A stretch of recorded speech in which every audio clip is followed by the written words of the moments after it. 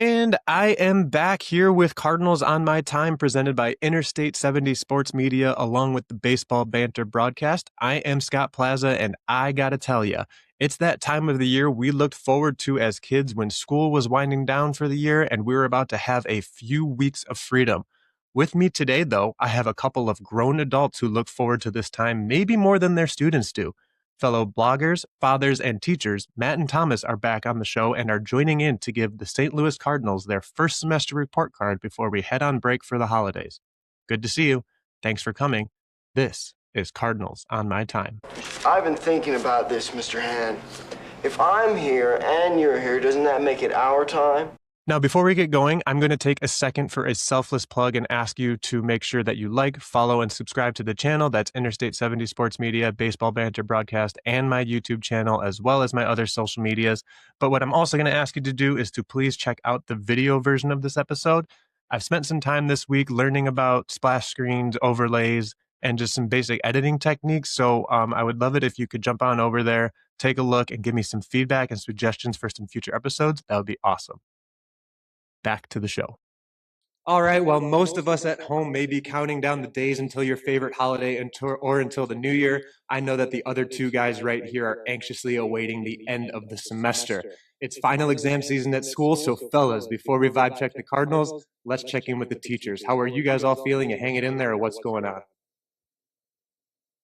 Yeah, I'm doing well. I've got a half day left as of recording today, so it should be a pretty easy day. We've got an assembly, we've got a little bit of a movie, Christmas gift exchange for the kids, so it should be a pretty easy wrap up for me. Yeah, same at the high school that I teach at, the high school level. I gave 4 exams today. I've got 3 more to give tomorrow. And, wonder of wonders, sometimes school is awesome.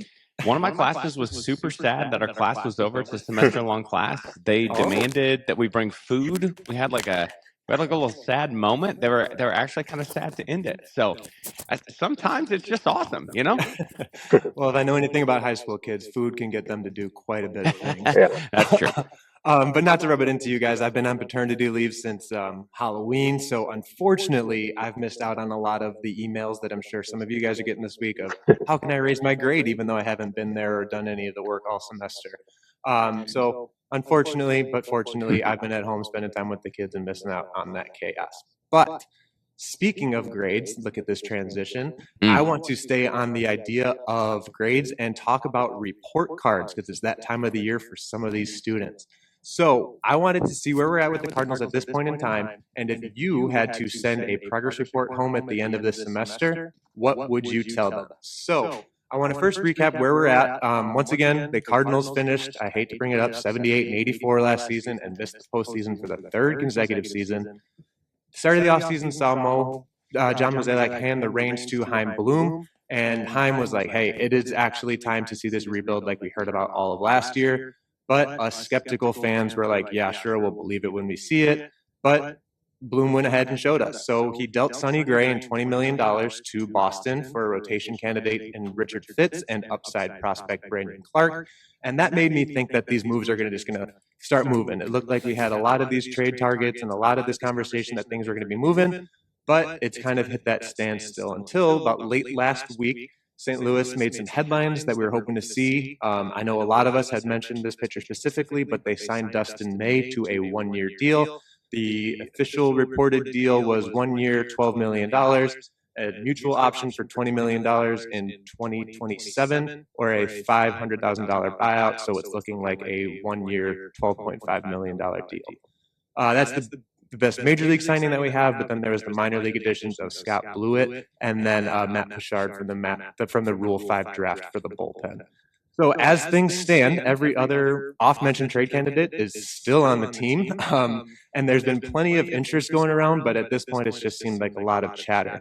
But with half the league seemingly in on Brendan Donovan and Jojo Romero, there's been a handful checking in on Wilson Contreras, a couple here and there about Lars Nootbaar, but once again, nobody seems to really be interested in Nolan Arenado. So please, anybody, just anybody out there, Japanese league team, please. Oh, there we go. Now we're getting creative. So with that little Spark Notes version, another little stab at our wonderful students, here's the plan for today. We're going to grade the Cardinals offseason in Chaim Bloom in some subjects and then give them an overall grade.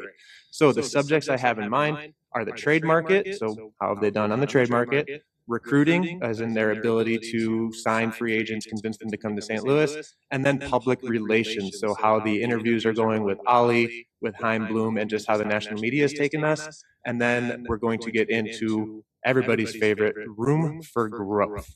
So let's go ahead and get our parent-teacher conference evaluation of the Cardinals' performance thus far. And let's start with the trade market. After each one of these, I also put polls out on Twitter. I'm going to compare our grades to what the always positive Cardinals Nation had to say once we share our grades. So let's go ahead and get started with the trade market, and let's go ahead and have Thomas start us off.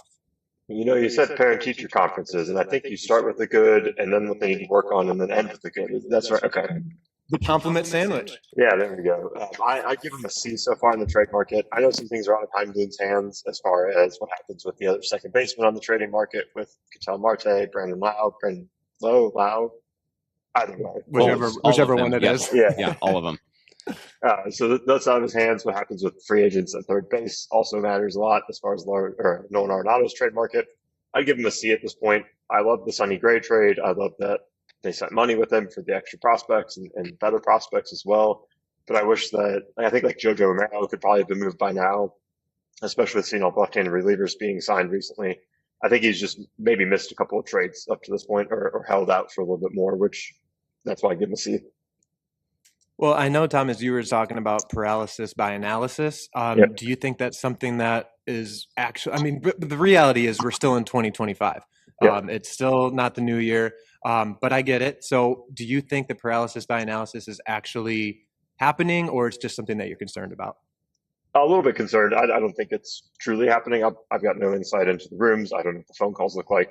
I also think that he sees Donovan's value and is trying to milk whatever he can out of it. It's probably more that than paralysis, just trying to get the best you can. But I do worry if he keeps on going too far into the new year that perhaps he missed his turn. Okay, Matt, what do we think? We got C's get degrees so far. So what do you want to throw on here? Well, I have a letter written down, and I in no way want to sidestep your question as the host of this illustrious podcast. But I do have a philosophical question for you, Scott, or for maybe both of you. Are we grading Chaim? What is the fair way to grade Chaim Bloom on this? Because Thomas has already mentioned, there's the Martes, the low Laus. There's more at work here. And I think in a vacuum, there are things Chaim Bloom wants to do, but he doesn't get to operate in a vacuum. There's a whole set of other teams and competitive franchises looking. So just in general, what do you think is fair? Sure. I originally had this as like the midterm. So midterm grades. Incomplete. Where are we currently at? They have some progress has been made. Something can be happening here in the future. So as of December 18th, with your expectations of what was supposed to happen at this point and what is still going to happen, where do you think that you're going to put them in? Does that change your letter grade at all? Okay, so I'm going to just individually give the Sonny Gray trade an A.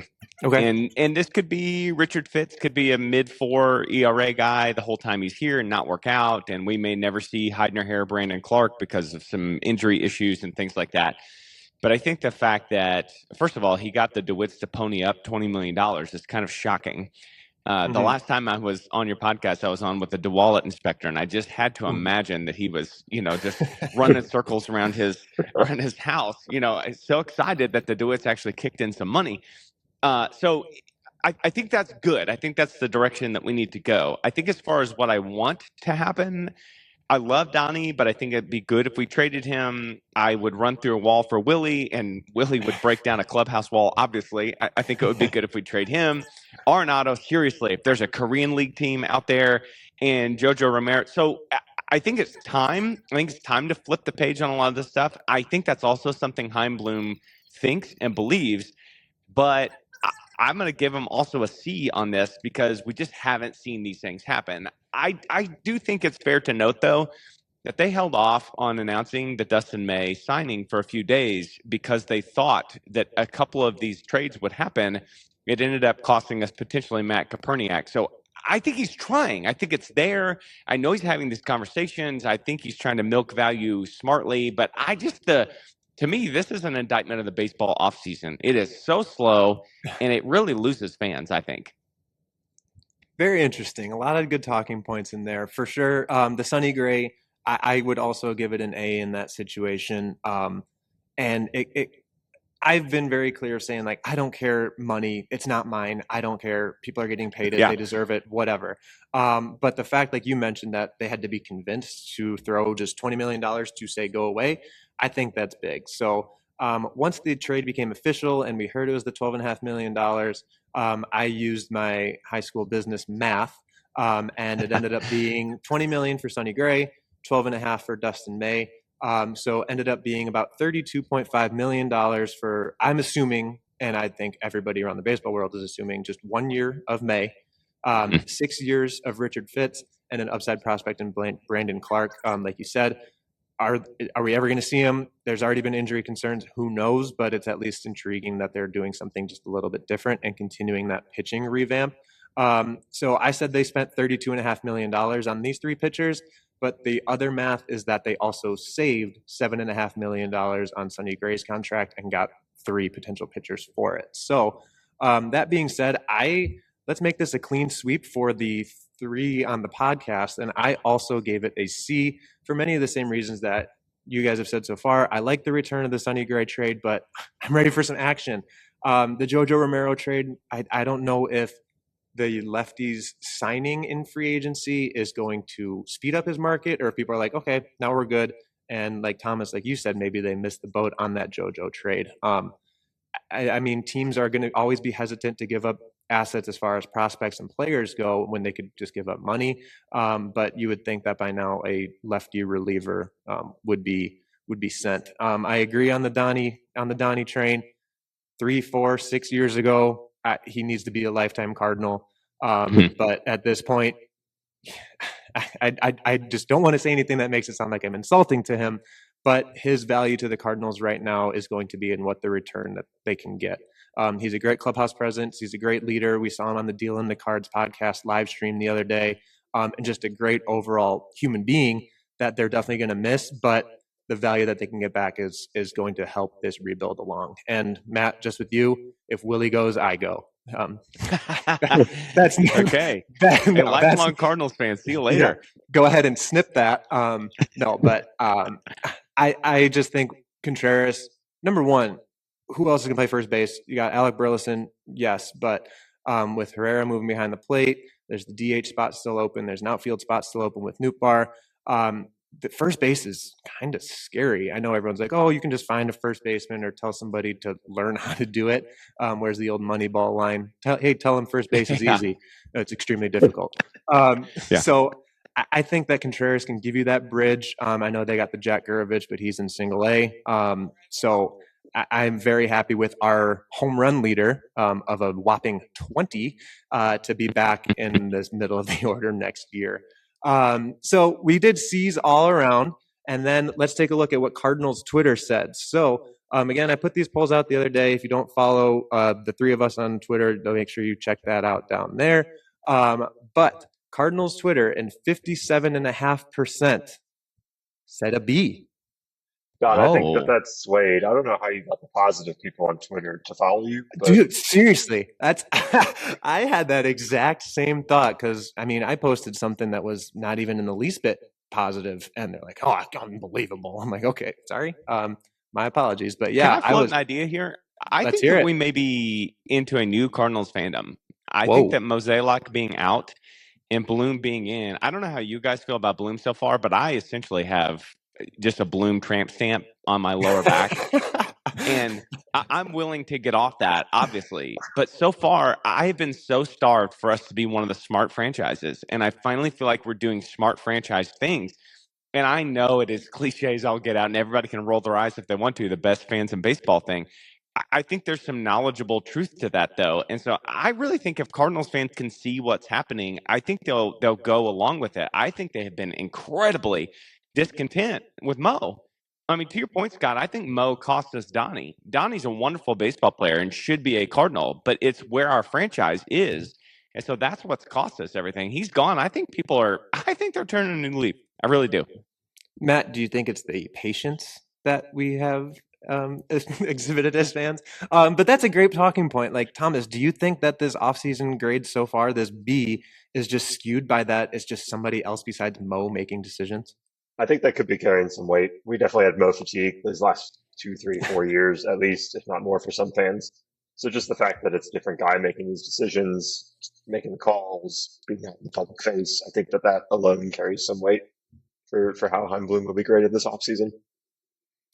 Absolutely, and it's definitely an incomplete grade, so we'll probably be doing this again here once spring training comes and some moves are made. But we've been chatting for a bit here, so let's take a moment for us to catch our breaths before we get into the rest of the grades. So just give us a minute, we'll be right back. It may be cold and snowy in the Midwest, but that just means that simulator season is underway. Now, if you're anything like me on the golf course, that means you're low on talent but high on style, and that is thanks to ShankIt Golf. Now, seriously, guys, Niels and the team over at ShankIt Golf have found a way to put together the most comfy and stylish gear on the course. Look good, feel good, still play terribly, but really you can't beat their apparel. They have some of the best fitting polos, tons of hats to choose from, and then this is my favorite pullover for those chilly early morning rounds. Take a look at their website. There's even more like ball markers, fold bags, gloves, you name it, they got it. So head on over to shankitgolf.com by scanning the QR code, follow the link in the description, and see what the guys have going on over there. They have apparel for men, women, and children, so get your style going on the golf course with ShankIt Golf. All right, we are back from that little break. And before we finish the grades, I just wanted to remind you all to like, follow, and share this stuff along so we can keep bringing you this type of stuff without our families disowning us, as my wife is currently upstairs doing bedtime. But let's continue on with the report card before she comes down angrily. But let's continue with that report card. And our next subject is going to be recruitment. So I tried to take this as free agency, but also just have there at least been connections to people wanting to come to St. Louis? Have they at least been in on some of these people? So basically, how have they been on the free agent market? Signings, rumors, anything like that. So Matt, go ahead and start us off. Okay, I'm going to give Chaim Bloom and crew a solid B here. And I think it just simply comes down to the fact that we know as Cardinals fans for our lives that the Cardinals typically do not play in the deep waters of free agency. I think a new regime is not going to change that. You still have the same people at the purse strings. So just with that knowledge going in, you do this Dustin May signing that to me, and again, Dustin May's arm may blow up, hopefully not, but it basically has every single year of his major league career. That may happen again. But the fact that we're taking a chance on an extremely talented guy for 1 year, I love that kind of move for us. And no, we're never going to be in on the Schwarbers and that kind of stuff is not logical. So maybe I'm grading on a curve here, but I think what they've done solid work. I don't really see any room right now to add any position players. They continue to talk about maybe one more innings eater in the rotation. And if that means I don't have to watch Andre Palante pitch in 2026, I'm down for that. Right. So again, I don't know what May.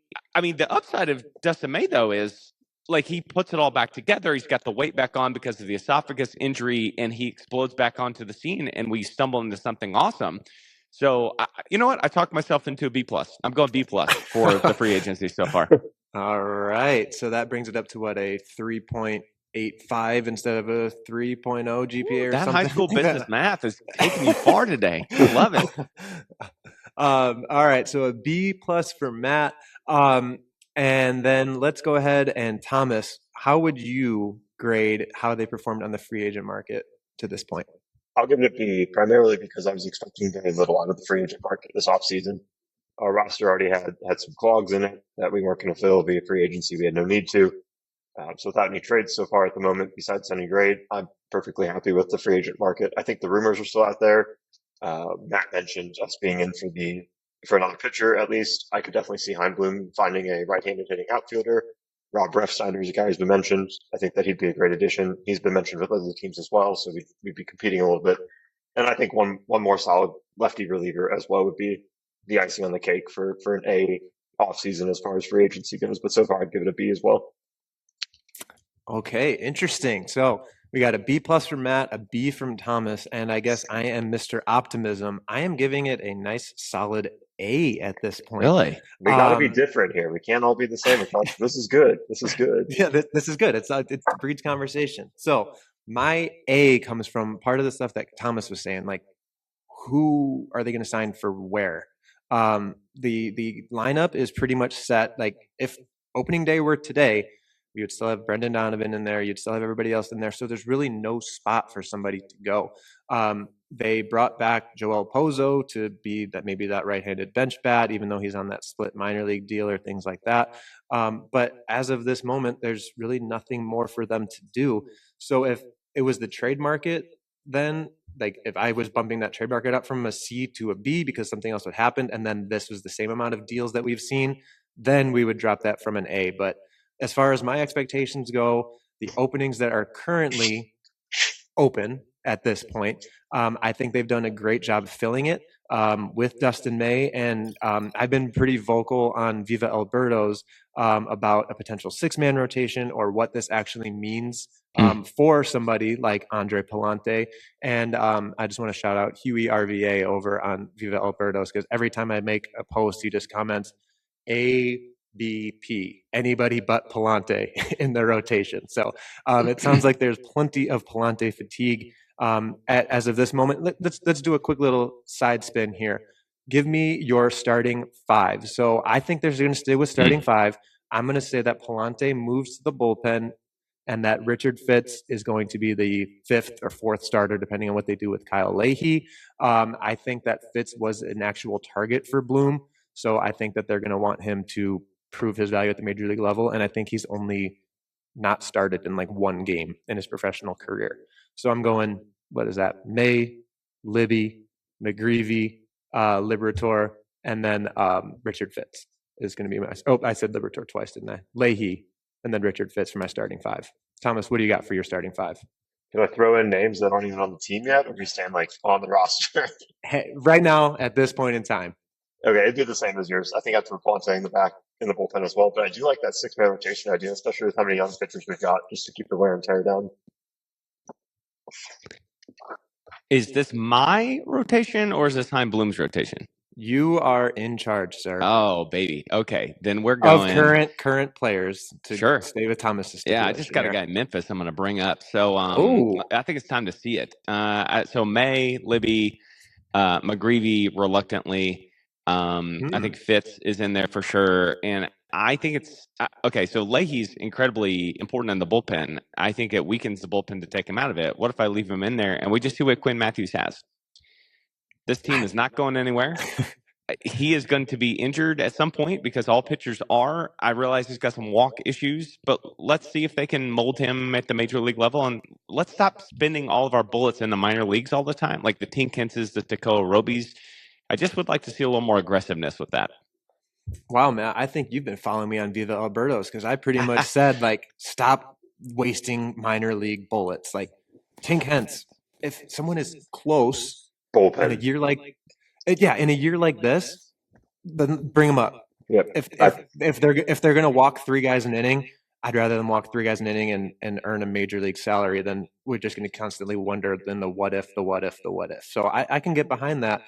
So who you're bumping out, Leahy and Palante then, Matt? Yeah, Palante can, whatever he needs to go do, he can go do it. I mean, I'm sure he's a wonderful guy, but man, I just can't watch that again, that what we saw last year. And again, I think Leahy is versatile, important, and again, I don't expect the team to make the playoffs, but I think he's, great in the bullpen. Scott, you gave it an A in free agency? I did. Can I ask you a follow-up question? What if the innings eater, surely he won't do this, but what if the innings eater is Miles Michaelis? Would it take your grade to an F, or would there be an F with additional letters after it? Oh my goodness. So I'm going to keep working with my optimism right here and just be like, not even put myself through that. I don't think there is truly that need for the innings eater. I know they've said that. They've got 3 guys that can at least give you 150, 160 innings. They've got the other 2 that they're going to try to stretch out, plus the bullpen guys or whatever's down in Memphis. So fingers crossed, we don't even have to worry about that. I'm hoping that Bloom deleted Michaelis's number as soon as the season ended, and Michaelis is enjoying his vacation over in the Gulf of America. So, and any final thoughts on that little tangent before we continue on? Oh, I got to give our Twitter grades, but any final thoughts on the rotation before we move along? I'd love one more starter, whether it's trade, create, like trade ideally, someone for Brendan Donovan, a major league guy. So who does that bump for you? Who would that bump out? Probably Leahy. Okay. Yeah, I know they pretty much said Leahy's going to be the guy, but if I think they're going to target starting pitching like they have in the trade market, so it can definitely change. All right, let's see. Wonder too. Go ahead. Sorry, I'm sorry. I do wonder too the stable of guys that could get here by 2027. Some of the AA names that we haven't mentioned, that might be a little aggressive. But again, if I'm the GM, let's see what they got. I just wonder what that's going to do to potential acquisitions. I mean, long term, I kind of wonder what that's going to do to guys like McGreevy if they've got a different type of pitcher coming up. If this is McGreevy's last year, maybe. Is McGreevy going to be the last remaining pitch to contact with a 92-mile-an-hour fastball? We will see. So, what does Cardinal Nation think on Twitter? 68.4%. Oh, Give him a B. wow. Give him a B. So we didn't hit 6-7 or the one above it. So 68.4%. Cardinal Nation once again staying positive. I was thinking about bumping my grade down. I want to hear what you guys think about this because it is just recruiting from free agency. But part of my stipulation that I just threw on now was Ketel Marte had the Cardinals on his no trade list. Does that mean anything to you, or it's just like why is that relevant? It doesn't mean much to me. I mean, if the other teams on that list, the Yankees were on there too. So, like, to be in the same bucket as the Yankees is usually a pretty good thing. I'll take that. I'm not sure why he would put us on the list. Perhaps he just prefers different cities outside of St. Louis. The thing that gives me hope for our free agency push would be the attraction of St. Louis as like a come here and sort of save your career kind of place right now. We'll get you 30 starts. We'll get you the innings. There's no pressure. There's less pressure at least. I think that's a big free agency pitch that we could use. I think the fact that Dustin May is trusting our franchise to do that for him speaks well of us too. That's not without risk for him. You know, this is a huge pivotal point in his career, and he's doing it with the St. Louis Cardinals. I think that's a great point, Thomas. I love it. See, that's part of why I gave it an A too, because we've been hearing a couple of years that Cardinals used to be the place for pitchers, and now they're going somewhere else. And then someone like May is like you're saying, the absolute perfect guy to be on that 1-year deal. I have said I wish it would have been 2 or it was a club option, but I think this is a win-win for both sides. Okay, so let us continue with on the report card. So I want to move us to public relations. So we've heard manager Ollie Marmol and Chaim Bloom talk a couple of times, both on MLB Network, MLB Radio, a couple of interviews here and there.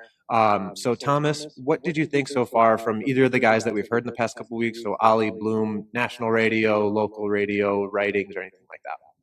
I love their presence. Ollie's interview with STL Sports Central last week was awesome. I mean, he just took silly questions like, why do you wear your hat backwards? Like, he's just so much more personable now, I think. And fans are getting to see that side of him. Bloom has been present. They were both interviewed at winter meetings. We've seen other front office executives. There's the whole interview with Rob Saffolio and Randy Flores. They've just been really present throughout the social media sphere and the news sphere as well. And that alone feels like a change of pace from the previous front office. I agree with that. So what's your grade? An A. I give it an A. Okay, Matt, you're up. Yeah, I agree. An A. I think we've gone from like an iPhone 3 for Mo. I just think like he was much more stodgy with information, guarded with information. And I think that professionally, that's the realm that he developed in. And these guys are, much more with it in terms of media presence and all those types of things. I just love the fact that Bloom has used the word urgency almost as many times as Mo used patience. That we're done with that. I really think he gets where this franchise is at. And I'm not here to tell you that I think that every single move is going to be a home run from Bloom, but it's just so refreshing. There's a specific comment that really shocked me that we talked about over on Redbird Rundown together. And that was the fact that Bloom hinted that Herrera well, he didn't hint, he just straight said Herrera may have never been set up for success in his career. Mhm. And I wanted to see, if I could for a second, what you guys made of that comment, because that really feels like to me that Bloom is just straight bodying Mo right there. Mhm. And I don't know if he's just trying to provide cover for Herrera, but that's kind of an amazingly bold and straightforward statement for a front office to make about a really important guy in the franchise. And there's no other way for me to read that other than to say, yeah, the last regime really messed this guy up, and we're going to have to go in there and fix him. Am I reading that wrong, do you think? Thomas, I know you had some thoughts on either Twitter or the Redbird Rants Yeah. chat on that. So let Matt know your thoughts on that. I think there's two sides to it. It could be Chaim Bloom calling out John Mozeliak. I think it's also him recognizing what the situation was when Herrera was coming up. The amount of staff we cut back after COVID, partially owner recommendation, partially just a product of the pandemic as well. But we were losing instructors, coaches left and right, as was every other franchise. So it could be Herrera coming up at the wrong time, and that's what Bloom's touching on, but it could also be, man, the guy before me really messed this up, and I'm left cleaning it up. I think it's 50-50, probably more towards like Herrera was put in a bad situation, and this is just what happened, not necessarily Mozeliak messed him up. Yeah, I'm kind of on that same, like, I think it's a little bit of protection for Herrera, as well as like telling us, the fans, like, hey, like, you got to give him a chance, because I know I'm excited to see it. I think he provides more overall value as a catcher, even if it's not abysmal behind the plate, but passable behind the plate. I think he has more valuable as a catcher to the team. So I think that it could also just been Bloom being like, hey, like, he might not have showed everything great at this point. He also just went under surgery. So, like, give him a chance and let's see what he's got. So I think that was a little bit of that as well. I do think, Matt, you touched on something as far as the transparency that Bloom's having. Derek Gould talked about this recently as well, and I think it's also a product of where we are in our competitive window. Think about when John Mozeliak was making the calls and called shots. We were trying to sign free agents. We were competing against a dozen other teams for these big name guys, either in trade. Like, he couldn't forecast what he wanted to do because that would have hampered his negotiation tactics. Whereas now with Bloom, he's got nothing to lose, so he can be as upfront and honest as he wants. It's not like he's trying to outbid people for free agents. Everybody knows what the team is doing right now as far as trades and selling. It's easier for him to be more upfront. I think it's also a part of who Chaim Bloom is, but there's that factor thrown as well. Yeah, that's interesting. I also think that Bloom is like the media. He's kind of like a media darling. I think everybody thinks he's young, he's smart, this hot shot. So you mentioned him getting interviewed at the winter meetings, and part of that is because we've got everybody on our team up for grabs potentially, and so really we're a nexus for the winter meetings. But also, I just think that the reporters like treat him in a way that Mozeliak was never treated, in that we kind of have a hot shot now. And I don't know if that's really going to help us in the long run or not, but and again, maybe I'm just too over the moon for Bloom, but I just have appreciated everything so far.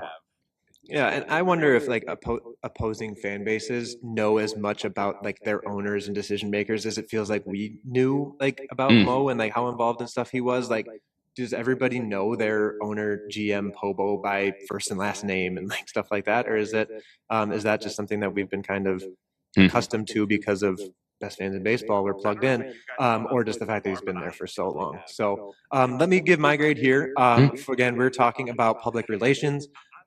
You guys nailed it. I give him an A. So it's a clean sweep for us three across the board. I thought both Ollie and Bloom were on the same page in every interview that they've done. I don't know if that was on purpose, but there were even some lines that seemed like Ollie said something and Bloom said the same thing, or at least they're kind of similar. And that either tells me that, well, they're media prepared and like just making sure they say that, or those are actual conversations that they've had. And a lot of the Twitter kind of feedback, and this is where those negative fans come in again, Thomas, is that people are like, oh, well, of course they're going to say that. They're the mouthpiece for the DeWitts. I think that's overblown. I think the DeWitts have their hands on the purse strings.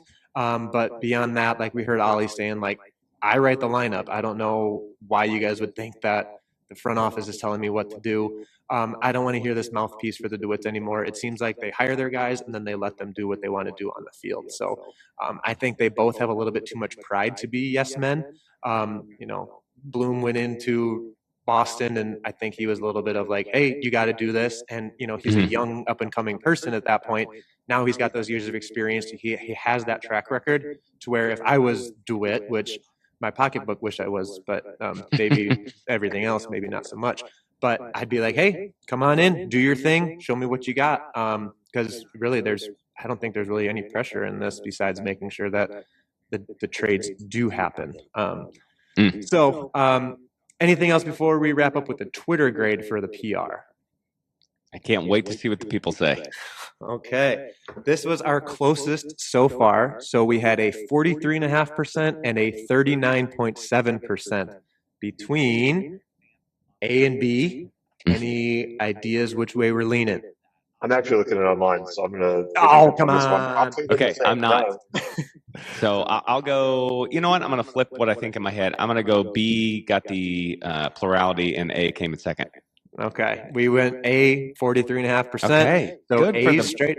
And again, is this just we had Mo fatigue, and it's just so good to hear somebody different?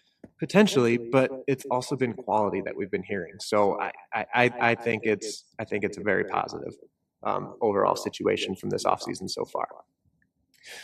All right, so it seems like the three of us, at least, are pretty much on the same page with what's been happening so far this offseason. But I think we can also agree that it is incomplete at this point. It's December 18th. We have I was going to do the countdown to a pitchers and catchers report, but we've still got a couple months until that happens.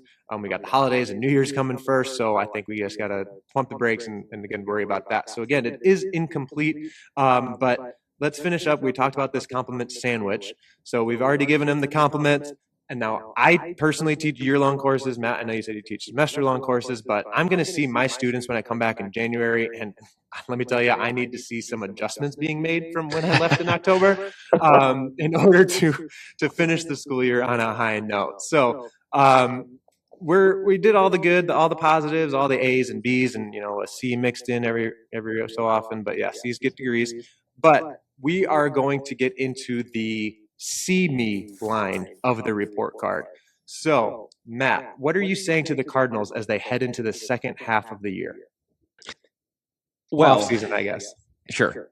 The fact that this team may go exactly 78 and 84 again, and yet in this offseason, we are sitting here on the precipice thinking we just have completely different thoughts and feelings about it. I think we have to, again, say what a refreshing wave it is. Just to have somebody look us in the eye and say, this is where your franchise actually is, and this is how we see this, and this is how we're going to come out of it.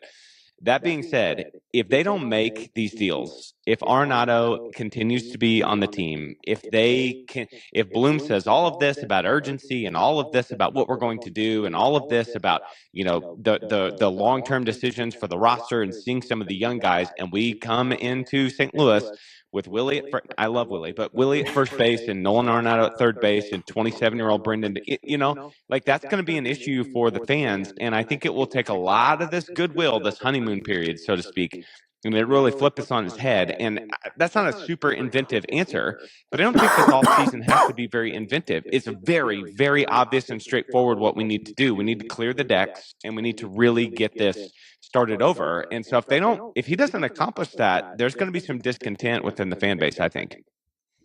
I can get behind that, absolutely. All right, Thomas, we need to see some improvement. What do we got? I'm right there with Matt. I think it starts with trades. I think Chaim Bloom's got to start. I know he traded Sonny Gray. It was probably one of the most difficult trades to make this offseason of the bunch outside Nolan Arenado. But I'd like to see more. I think the market's there right now. It's probably as hot as it's going to get at the moment, at least. There's that pressure. It's not a deadline, but there's the pressure of Christmas coming around the corner and then New Year's, and then all of a sudden we're 2026 and pitchers and catchers report 5 weeks later, 6 weeks later. So I think trades need to start happening, and exactly what Matt said. If we come into spring training, and I think even if you see two out of those, like Brendan Donovan, Nolan Arenado, I think even if you see two of those three guys still on the roster, there's some problems there. It's not as extreme as all three. It feels different under Chaim Bloom than it did last year when we had the same roster. But I think even two out of those three guys, if we see them come into spring training, there's some consistency. Well, before I go to mine, I just keep finding all these great talking points. Before we finish this up, I want to see what you guys think about the Lars Nootbaar situation. You're, I want to you're say striking a chord personally. here because I just read 750 words of that about a week and a half ago. Oh boy! All right, make sure. Well, then we'll start with. Well, actually, we'll start with Matt, and then you can go ahead and bring on your other stuff. But coming into the off season, I pictured Newt as a no harm to you. I won that Lars Nootbaar signed card. I love him. My daughter's a big Newt fan. She's the only one on the team that he's the only one that she cheers for that's on the team. But since then, he's had double heel surgery that two other people have had in professional sports, and I think they both tore their Achilles afterwards, or like was Jonas Cespedes just never really got well, but he like fell off a horse or something, and then John Wall tore his Achilles during rehab. So there's really no background to what to expect from Newt. The Cardinals are in an opportunity right now where they don't need to rush him back, allowing Burleson to play the outfield or whatever it is they want to do. But I still think and hope and want, I think, Newt to be dealt, and I'm worth the, oh my gosh, another young outfielder being traded risk. Go ahead. You sure you're good? I'm good. I'm good. Send him. Well, I mean, I'm a huge Lars Nootbaar guy, and it's not even really like the personality and the flair. Although, over the course of a long season, it is nice to have some guys that call me crazy, have a little bit of fun on the field. I think that's a good thing. That's not the Cardinal way. Not in baseball, man. Nope. I think it's a good thing for the fans. Like your Mason Wentz, guys with a little bit of swagger. I think that's good for the franchise. I still think Newt. We gave grades for everybody's season over on our podcast, and Newt's top line numbers don't look good, but his underlying numbers, and maybe he's just always going to be one of those StatCast darlings that never actually has the production. I just can't quit the fact that it's in there somewhere. There's like a fringe all-star hitter in there somewhere if he could ever put it together, and we've seen it in glimpses. The other issue I have with trading Newt, well, two of them just briefly, is I wonder if we're selling at a low point. You mentioned this heel surgery it's kind of an odd place to be trading a player. And then number two, somebody has to play in the outfield for us, right? I mean, I assume we're going to get more Jordan Walker. I assume we're going to get Victor Scott II, which doesn't light my hair on fire as far as what we saw from him offensively. So we have to have innings out there from someone. And Josh Baez is not ready yet in the minors. So I would be okay personally if we kept Newt. I'm a little worried it would be a sell low. But now I did not catch what Thomas wrote, so I cannot wait to see. He may just upend my entire argument here. I need to get my own content, I think, actually, because part of this comes from Derek Gould as well. Once again, surprise, surprise. But I think you keep Newt for the first half. There's a lot of mystery surrounding this injury as far as baseball returns come. I think that you're selling at a low point, like you said, based on the season last year, the surgery.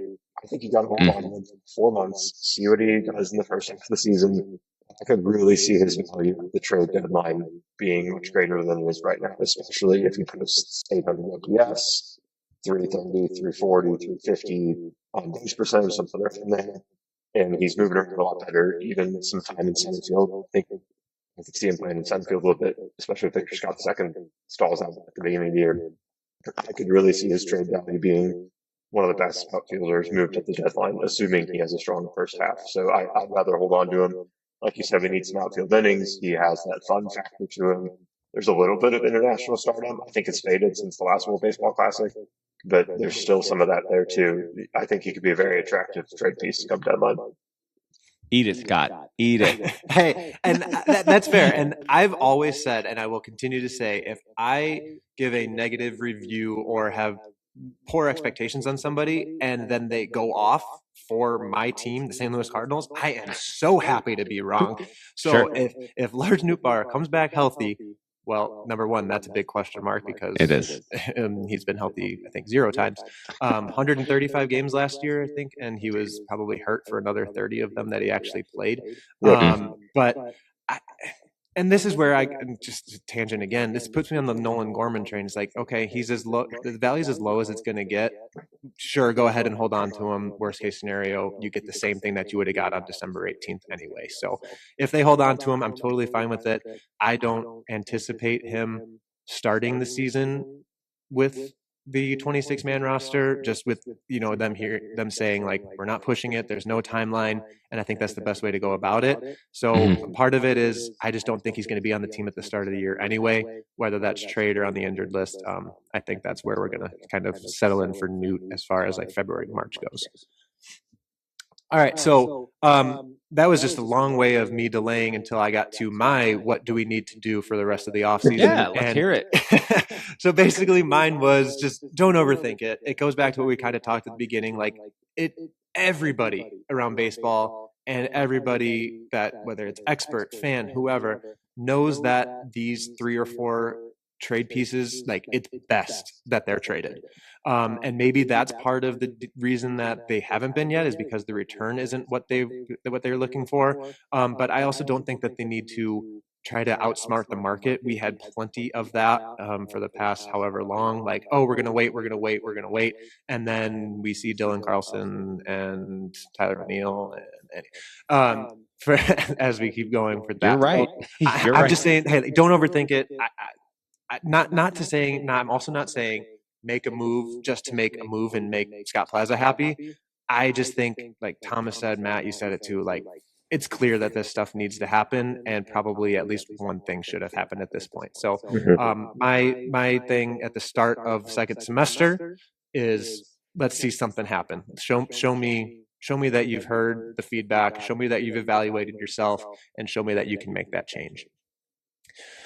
All right, so that will take us to the end of our evaluation period for the St. Louis Cardinals at this point in the offseason. But before I say goodbye, I'm going to both give you another 1 minute. You're going to give the Cardinals an overall grade for the offseason, so A through F. If you want to go somewhere else, standards-based grading or whatever, go for it. But you're going to give them a grade for the offseason, taking all 3 of those parts or anything else that you thought was important. And then we'll finish up with an opportunity for you guys to talk about yourself and get us out of here. Let's go ahead and go, Matt. Go ahead and start us with your overall grade for the offseason. All right. The overall grade is a B, and it just comes down simply to the fact that the names that should not be on the roster are still on the roster.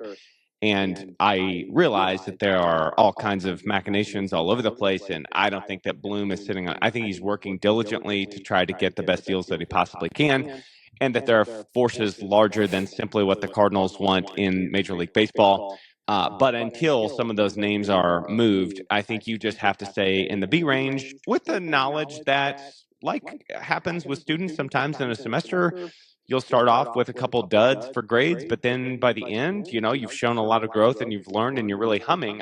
I expect that to happen. I expect to be pleased with our offseason. It just has not happened yet, and so there's no way I can give it an A. So we're giving it a B for now. Beautiful. Thomas, what do you got? We'll go full teacher mode here. I'll weight the grades, and I'll put the most weight on the trade portion of our report card here. Okay. So I'll give the Cardinals a C so far in the offseason because I put so much value on those trades. The public relations is nice, the free agency is nice, but those 2 things don't necessarily matter for the sake of the franchise and its long-term health. It's the trades right now, because we've only seen 1 with Sonny Gray, 4 potentials, if not 5 or 6. Nolan Gorman was new part of the maybes to me.